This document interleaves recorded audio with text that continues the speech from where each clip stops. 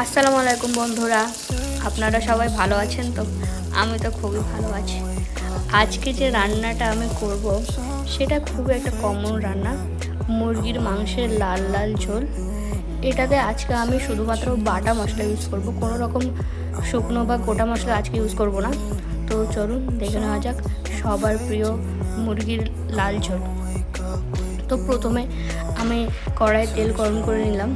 এবার এতে এক এক করে তেজপাতা এবং শুকনো লঙ্কার ফোড়ন দিয়ে দিলাম।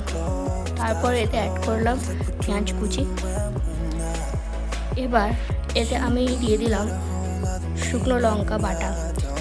এতে আমি কোনো রকম গুঁড়ো মশলা বা শুকনো লঙ্কা গুঁড়ো ইউজ করিনি। এরপর এটা দিয়ে দিলাম আমি আদা রসুন বাটা।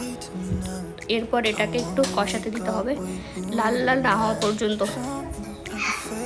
লাল লালভাবে কষিয়ে নেওয়ার পর এতে আমি দিয়ে দেবো মুরগির মাংসগুলো। এবার এটাকে নাড়তে হবে, মানে একটু কষাতে দিতে হবে।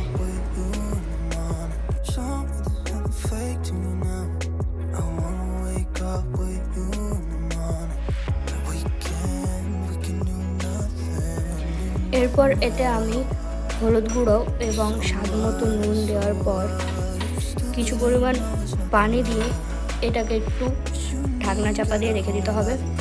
দেখুন মুরগির মাংসটা কেমন ফুটতে শুরু করেছে এবং এর রঙটা লাল লাল হয়ে যাবে।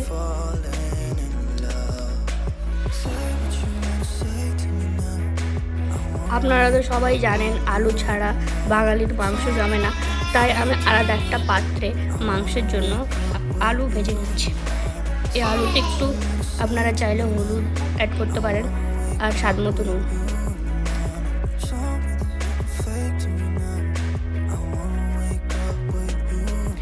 এরপর ওই ভেজে রাখা আলুগুলো আপনার ওই মাংসের মধ্যে দিয়ে দিতে হবে।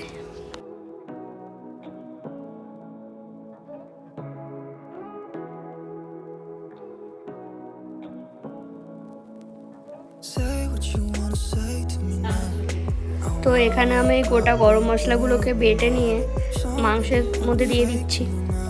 আগে দেখতাম নানি দাদিরা যে কোনো রান্না করার সময় এই গোটা গরম মশলাগুলোকে বেটে দিত, তাতে টেস্ট খুবই সুন্দর হতো। তো আজকে আমিও ট্রাই করলাম, খেতে খুবই সুন্দর হয়েছিল।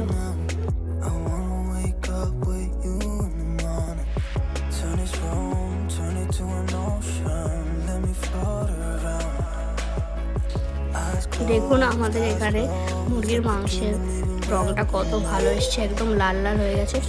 এরপর আমি উপর থেকে একটু ভাজা মশলা অ্যাড করে দিয়েছি, তাতে স্বাদটা আরও দুর্দান্ত হবে। কিছুক্ষণ ঢাকনা চাপা দিয়ে রাখার পর দেখুন এরকম কালার এসছে, খুব সুন্দর কালার এসছে, আর খেতেও তো খুবই সুন্দর হয়েছিল।